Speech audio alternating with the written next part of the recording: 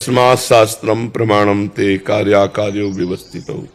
इसके लिए शास्त्र प्रमाण है कि हमारा संकल्प गलत है मन का या सही है। शास्त्रों का ज्ञान नहीं है तो सत्संग सुनो, सत्संग से पता चल जाएगा। और सबसे बढ़िया बात बता रहे हैं, आंतरिक कोई भी गलत कार्य होगा तो अंदर से एक आवाज आती है गलत है। आप लोगों को अनुभव होता है कभी? नहीं होता? वो भगवान अंदर अंतरात्मा में गुरु रूप से बैठे। जब आप कोई गलत कार्य करने की सोचोगे तो एक भय आएगा, एक शोक सा आएगा, अंदर यार गलत है, नहीं करना चाहिए, पर मन मनमानी करके हमसे वो करा लेता है। अगर एक सेकंड थोड़ा सा रुक कर अंतर की बात सुन लो तो आपको किसी से पूछने की जरूरत नहीं, आपकी अंतरात्मा ही गुरु है, वो आपको बता देगी ये गलत है और ये सही है। पर उसके लिए बहुत सूक्ष्म चिंतन चाहिए, नहीं तो मनी राम ऊपर से ऐसा फेंक देंगे कि आपको लगेगा कि अंतरात्मा की आवाज है। मन की मांग को हम अंतरात्मा की आवाज मानकर पापाचरण कर बैठते हैं। कर बैठेंगे नहीं, कर बैठते हैं और अंदर की आवाज को दब जाते। अगर वो अंदर की आवाज हम मान ले तो हमसे पाप कर्म होगा ही नहीं, क्योंकि प्रत्येक प्राणी के अंतर में गुरुदेव विराजमान है, भगवान विराजमान है। अखंड मंडलाकारम व्याप्तम येन चराचरम, तो सब में गुरुदेव विराजमान है। श्री राम में सब जग जानी, तो सब में भगवान विराजमान है। जब भगवान और गुरुदेव आज्ञा करते हैं उसकी बात मान ले तो हमसे कोई पाप कर्म नहीं होगा। अगर इतना ज्ञान नहीं है तो शास्त्रों को पढ़ो, सत्संग सुनो, तो आपको पता चल जाएगा कि हमारा मन कौन सा गलत संकल्प करता है और कौन सा। वैसे तो बिना पढ़े लिखे भी पता चल जाता है कि गलत हमारा मन सोच रहा है या सही सोच रहा है। राहुल नागर जी, ग्रेटर नोएडा से। राधे राधे राधे राधे महाराज जी। महाराज जी, मेरे द्वारा जो भी गलत काम वो पाप जाने अनजाने में हुए, उनका पश्चाताप कैसे करूं कि जिससे नई जिंदगी की शुरुआत हो? पढ़े लिखे हो, भागवत का पाठ कर डालो एक बार, और हर समय भगवान का नाम सुमिरन करो। और एक बार भागवत श्रीमद् भागवत महापुराण सर्व पापों का प्रायश्चित कराने में सर्व समर्थ है। घोर पापी वैश्यागामी नीच 7 दिन भागवत सुनकर परम पद का अधिकारी हो गया, धुंधकारी। स्पष्ट कलयुग में परम पद प्रदान करने के लिए भागवत गरज रही है। यदि आप संस्कृत पढ़ लेते हो जी महाराज जी, तो बहुत बढ़िया रहेगा। एक श्रीमद् भागवत गीता प्रेस से खरीद लो और रोज 1 अध्याय 2 अध्याय रोज पाठ करो तुम स्वयं, हिंदी और संस्कृत दोनों का, और पूरी भागवत पढ़ डालो और फिर नाम जप करते रहो, तो आगामी पाप की संभावना नहीं रह जाएगी, पूर्व के सारे पापों का नाश हो जाएगा। और 30 मिनट नाम कीर्तन करो 24 घंटे में, 30 मिनट आधा घंटा ऐसा निकालो जो तुम्हें नाम प्रिय उसका कीर्तन करो। नाम संकीर्तनम यस्य सर्व पाप प्रणाशनम, भगवान के नाम का कीर्तन समस्त पापों का नाश कर देता है। तो भगवान की लीला कथा, भगवान का नाम कीर्तन, भगवान का नाम जप, ये परम पद प्रदान कर देगा। पापों का नाश तो स्वाभाविक हो जाएगा, पाप प्रवृत्ति का नाश हो जाएगा। समझ पा रहे हैं आप? डॉक्टर हर्ष तिवारी जी, फिरोजाबाद से। राधे राधे महाराज जी। महाराज जी, इंद्रियों को वश में रखना सुख का मार्ग कहा गया है महाराज जी, लेकिन जीवन शैली आजकल खान पान कुछ ऐसा हो गया है कि लोग तली हुई विषाक्त खाद्य पदार्थ जैसे कचौड़ी, समोसा, बड़ई, अन्य फास्ट। चलो शुद्ध पदार्थों से बने हो तो ये भी बात ठीक है। पता नहीं कौन सा तेल है, कौन सा घी है, चर्बी है कि क्या है, और कई दिन का सड़ा। बाजार की चीजें तो मुझे लगता है कि परमार्थिक साधक को तो खाना ही नहीं चाहिए, क्योंकि वो बहुत ही अपवित्र और शरीर के लिए भी हानिकारक। वैसे सब लोग पसंद बाजारे का करते हैं, घर की रसोई करना पसंद करके होटल का ज्यादा पसंद करते हैं, गोलगप्पा ये सब दुनिया की चीजें ज्यादा पसंद करते हैं। मैं ना लंदन से आई थी और मैं जब से आई हूँ तब से गोलगप्पे, छोले भटूरे, पाव भाजी ये सब खाने में लगी हूँ, क्योंकि खाते पीते और मैं आपसे यही प्रश्न पूछने वाली थी कि मैं कैसे अपने आप, आपने कहा है सत्संग में कि साधक को भोजन कम करना चाहिए। असल बात यह है ना कि जब भगवान की प्राप्ति की लगन लगती है तो नहीं खान पान ते भावे है, नहीं कोमल वसन सुहावे है, सब विषय लगे ते खारा है, हरियासिक का मग्न आ रहा है। अभी शरीर में है ना आपको लगता है मैं शरीर हूं, इंद्रिय मन की मांगे आप अपनी मांगे मान रहे हैं, इसलिए आप इंद्रियों को शासन में नहीं ले पा रहे। अगर थोड़ा सा ज्ञान हो जाए, आप दृष्टा भाव में आ जाए कि तो इंद्रियों की मांग है, मन और इंद्रिया मना कष्टान इंद्रियाणी प्रकृति स्थान कर सती, नहीं मुझे इसमें नहीं जाना। देखो 2 अंगुल की जीभ है, बस इतना ही स्वाद है, और यहां से गया तो सब बेकार। ले घाटी नीचे माटी, ये घाटी नीचे माटी केवल। और अगर आपको सही बताएं, इनकी प्रक्रिया बनाते हुए देख लो, जलेबी जब बन के प्लेट में सामने आती है, लेकिन वो जलेबी वाला सीरा देखो, उसमें सैकड़ों मक्खी मरी पड़ी है, वो बस ऐसे निकाल दे। अपने घर में जो बनाओ, गोलगप्पा खाना है तो अपने आजकल गूगल से सब आप सर्च करके जान सकते हैं, यूट्यूब से, गूगल से, बढ़िया अपने घर में बनाओ, ठाकुर जी को पहले पवाओ और फिर आप पाओ, तो बुद्धि शुद्ध रहेगी। तो हमें लगता है कि मन को चराने की इंद्रियों के साथ जो आदत है, इसे धीरे धीरे कंट्रोल करें। अनजाने में आप अपने को रोगों का शिकार बनाने की तरफ जा रहे हैं। शरीर में ज्यादा मांस बढ़ना, चर्बी बढ़ना, ये हमारे अवयवों को कमजोर करता है, लीवर, किडनी, दिल, इनको कमजोर करता है। तो हमें तो आपसे प्रार्थना है कि 30-40 मिनट व्यायाम कीजिए, 20 मिनट प्राणायाम कीजिए, और ये सब बाहरी चीजें छोड़िए और सात्विक भोजन कीजिए। तो अभी आपका शरीर जो है ना, वो परमार्थ और स्वार्थ लायक हो जाए। अब अपने शरीर को एक्टिव करना चाहिए, तभी तुम स्वार्थ और परमार्थ लायक। यावत स्वस्थमिदम कलेवरम यावत च दूरे जरा, जब तक हमारा शरीर स्वस्थ है, इंद्रियां बलवान है, तो हम भगवान का चिंतन कर सकते हैं, हम लोगों का उपकार कर सकते हैं, हम कोई क्रिया भी कर सकते हैं। तो इसलिए पिज्जा, बर्गर, आइसक्रीम, ये वो सब, ये वेट बढ़ाने वाली चीजें हैं। अरहर की दाल, मूंग की दाल और रोटी, अब ये किसको पसंद आएगा? हर की तुरंत बना के दाल ठाकुर जी को भोग लगा के पाओ तो वो स्वादिष्ट है कि वो स्वादिष्ट है? हमें लगता है जहां तक हो सके, अब जैसे कुछ समस्याएं बच्चों की, बाहर पढ़ते हैं या सर्विस करते हैं, अब उनको तो होटलों का खाना ही पड़ेगा, लेकिन हम कहते हैं जिनको भगवान सुविधा दिए हैं, बचो, बाजार और होटलों के भोजन से बचो। पहली बात अपवित्र, और दूसरी बात स्वास्थ्य हानिकारक है, स्वास्थ्य के लिए पक्का हानिकारक है।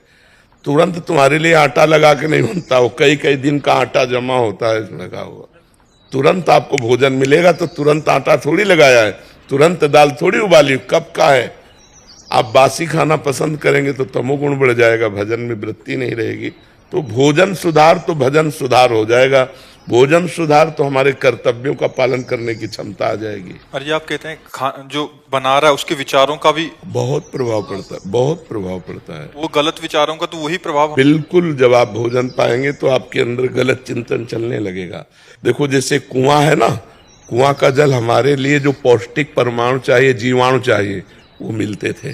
कुआं का पानी अब तो गया कुआं। देखो कलयुग का कैसा प्रभाव। मटके से भी, मटके में पानी डाल दो तो वो भी शुद्ध हो जाता है। हाँ शुद्ध हो जाता है, क्योंकि रज में ऐसी क्षमता। जल का दोहन भी बहुत लोग कर रहे हैं, बर्बाद कर रहे हैं, तो इसके लिए लताएं कटने के कारण जो वर्षा का अधिक हमको चाहिए पानी, वो नहीं मिल पा रहा है। अगर लताएं, हमारे वृक्ष लगे ना, वृक्षारोपण हो, तो कार्बन डाइऑक्साइड नष्ट हो, ऑक्सीजन हमको अधिक से अधिक मिले, और उससे वायुमंडल भी शुद्ध होता है और बादल भी बनते हैं, जिससे वर्षा होती है। जहां वृक्ष अधिक होंगे वहां वर्षा अधिक होगी। जैसे कई ऐसे वृक्ष वाले स्थान हैं जहां बहुत अधिक वर्षा होती है, और अब वृक्ष लोग काट डाले। पहले तो कलयुग का प्रभाव, जो आम के बड़े बड़े पेड़ होते थे, वो सब बड़े बड़े पेड़ तो सूख गए, और ये वर्ण संकर आम चले। इतना बड़ा पौधा, इतने इतने बड़े आम लगे, नहीं चले। अब ऐसे वर्ण संकर चले, जैसे विशाल वट वृक्ष है, विशाल पीपल का वृक्ष है, आम का वृक्ष है, नीम का वृक्ष है। ये हमारे प्रकृति के लिए बहुत आवश्यक है। हमें लगता है सबको एक एक वृक्ष लगाना चाहिए। महाराज जी लगा भी दो ना तो लोग काट जाते। अपनी जगह में लगाओ तो लोग क्यों काटेंगे आगे? अपने आंगन में लगा, अपने घर में लगा सकते हैं। हाँ, बहुत। नीम का पेड़ एक औषधि समझो। नीम का पेड़, उसके जो फल गिरते हैं, उससे जो गंध होती है, बहुत रोगों को नष्ट करने वाली होती है। नीम की जो वायु आती है, वो शरीर के लिए सुखद होती है। नीम की छाया में बैठना, लेटना ये बहुत गांव में तो ऐसे ही जग जाते थे, और अब तो दर्शन नहीं, खिड़की खोलो तो आसपास सब फ्लैट ही फ्लैट नजर आते हैं, वृक्ष तो नजर नहीं आते। रोहित त्रिपाठी जी मुंबई से। महाराज जी आपके चरणों में कोटि कोटि प्रणाम। हे गुरुदेव, जैसे त्याग, विरक्ति और उपरति में अंतर होता है, उसी प्रकार क्या श्री जी की दया, कृपा और करुणा में भी कोई अंतर है? श्री जी की दया, कृपा और करुणा। दया होती अनुकूलता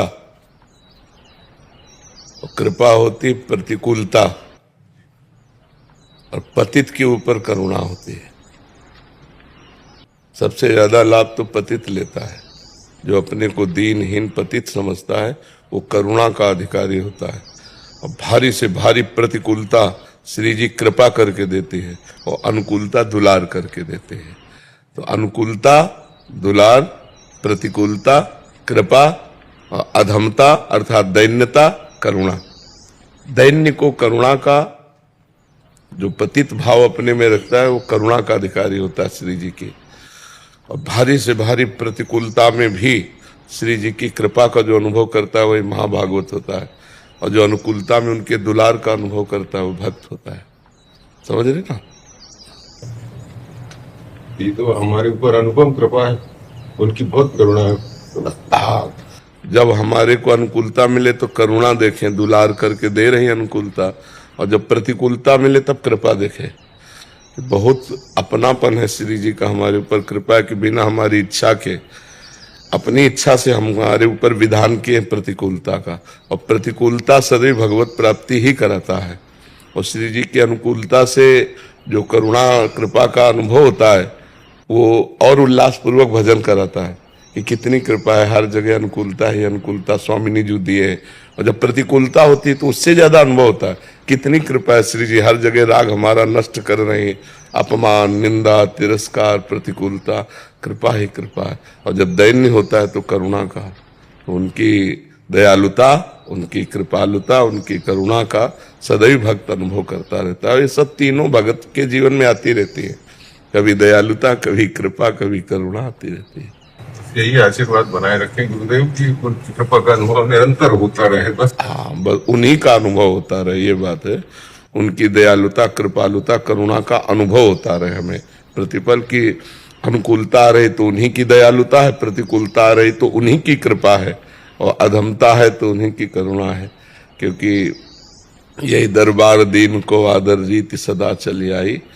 हमने पूज्य हरि बाबा की वाणी में पढ़ा कि जो अपने को अधम समझता रहता है उस पर भगवान की विशेष करुणा बरसती है कि मैं बहुत नीच हूँ, मैं अधम हूँ, मेरे में कोई साधन बल नहीं, प्रभु आप ही करुणा। तो वो करुणा, भगवान की करुणा उसको स्थिति देती है। कहीं न कहीं जब तक साधन बल रहता है तब तक वो भगवान की करुणा का अधिकारी नहीं बन पाता। और जब साधन बल चला जाता है, अपबल तप बल और बाहुबल चौथो बल है दाम, सूर्य किशोर कृपाते सब बल हारे को हरिनाम, सुनेरी मैंने निर्बल केवल रहा। महाराज जी, मैं ये कह रहा हूँ, आप जब सत्संग श्रवण करते हैं तो ब्रजवासी की ठसक तो रही तो ठीक है, पर ब्रजवासियों को संत और आप जैसे तरीके से खूब महिमा मंडन करें।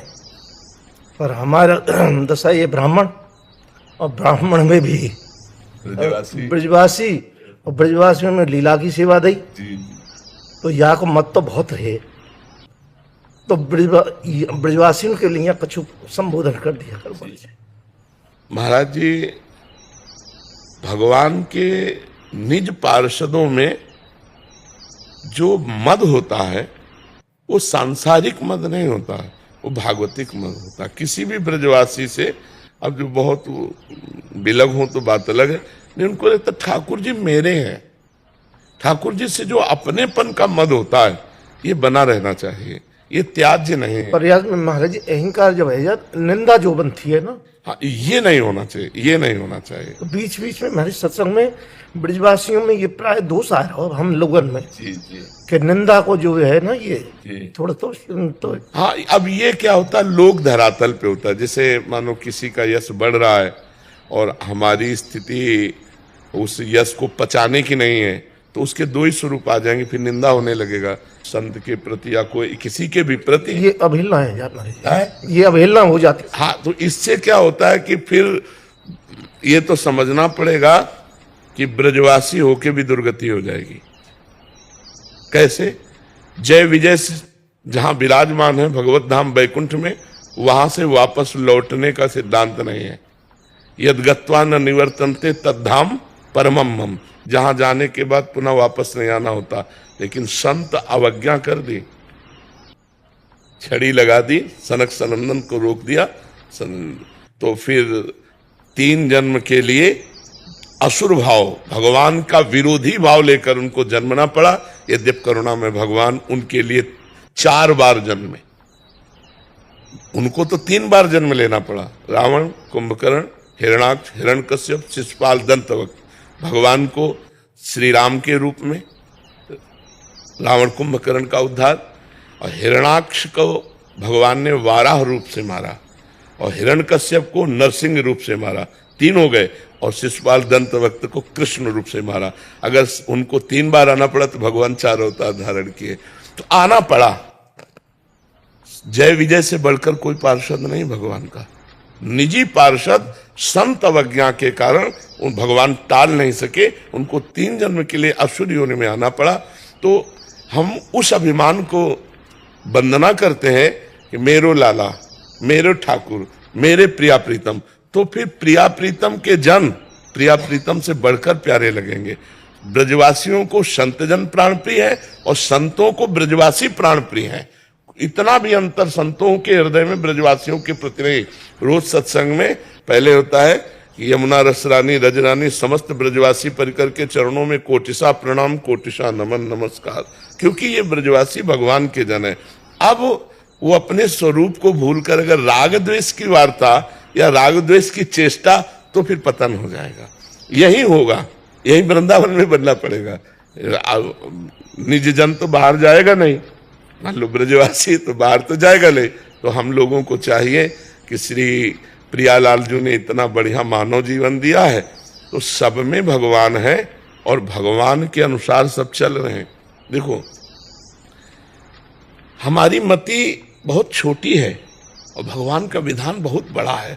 वो जब जैसा चाहते हैं वैसा करवा लेते हैं जिस जीव से। प्रभु आज्ञा जेहि का जस आही, सो ते भांति रहे सुख लाई।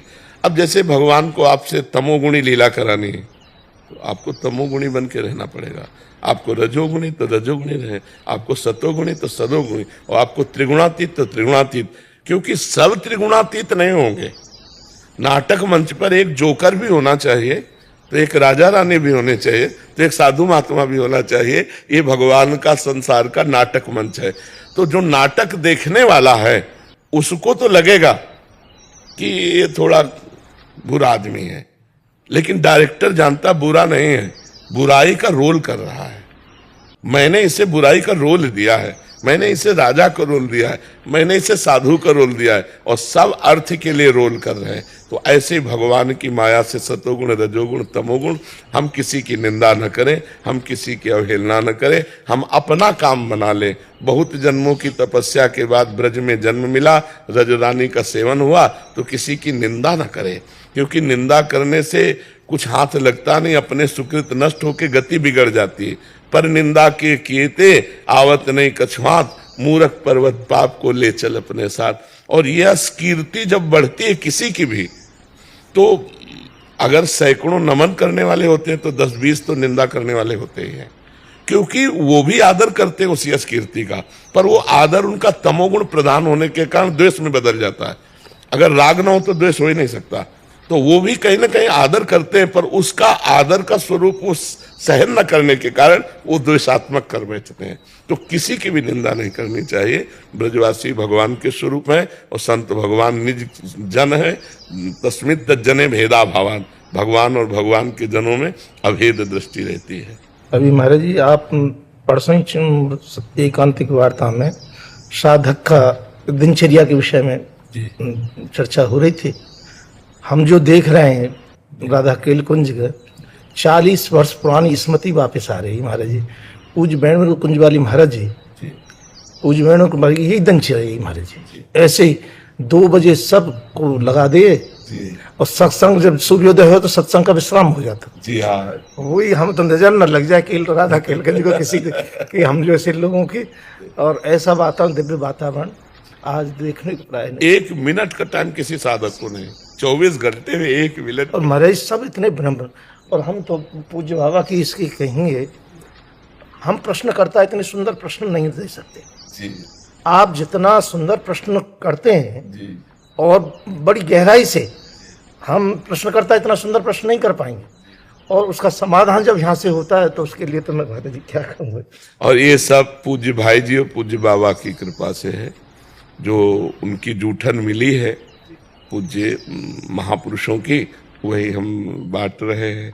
और सतत महापुरुषों की कृपा से हमारे जन समुदाय को लाभ प्राप्त हो रहा है, लाखों करोड़ों लोगों को। तो इसलिए हमें लगता है कि तो ये है कि सुबह नियम अपना रहता है, तो गुरुदेव ने ये कहा कि लाख काम छोड़ के पर अपना जो नियम है तो वो